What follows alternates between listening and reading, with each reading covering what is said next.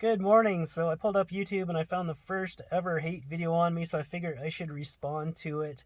I think what he was saying is that all my videos are the same. A hike and cook, he's sick of it, wants to see bigger things out of me, and I can understand, I can relate to that. I've made a lot of hike and cook episodes, and I've had that feeling for a while. How many more can I make before it fizzles out and people stop watching? It's just always about the hunt for the big and exciting content. The van build just created this giant pool of content that I could draw from, and I tried to make it as interesting as possible, doing it through the winter in parking lots with basic hand tools. But it comes to an end. That's just the way it is. The last thing was the wood stove install. Once again, views were up, people enjoyed it, but it comes to an end. I think when a lot of van life channels become successful, they try to grow and expand. They buy property, build a cabin, start another van build. It's just about the hunt, trying to stay interesting. But for me, I just prefer to live simply, and this channel at its core is really about the hiking content, so you have to enjoy that kind of thing. And I'd say over 90% of the hikes that I do have never been seen on YouTube before. It is original content. You have to appreciate the challenge in it, the beauty in these areas, or the historical significance. If you don't enjoy that kind of thing, then you're probably not going to enjoy the video. But hiking has always been the hardest sell for me. I know there's a few channels out there that have become popular for it, but I think people are really here to see the van life. Another thing that he brought up, he said that I'm just pumping out videos now for the sake of making money. It's not true. I've always kept the advertising to a bare minimum. I've never done any sponsorships or product placement or paid promotions, any of that stuff. As I'm sitting here in a foghorn hoodie, I do accept jerky and beer if you want to send it in.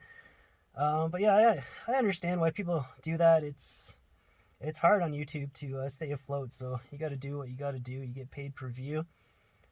Another thing is that people expect to see a video out of me like at least once a week, and I think that's important to stay regular with content and just not vanish for months at a time.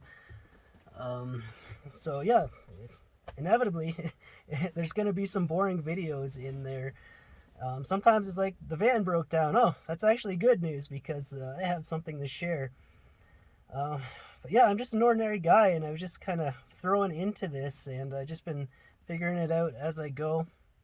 If you ask anyone that I grew up with, this would be the last thing that they would guess was in my future, because I've always been really shy, really quiet, and private. So to put my whole life on display like this has been a learning experience.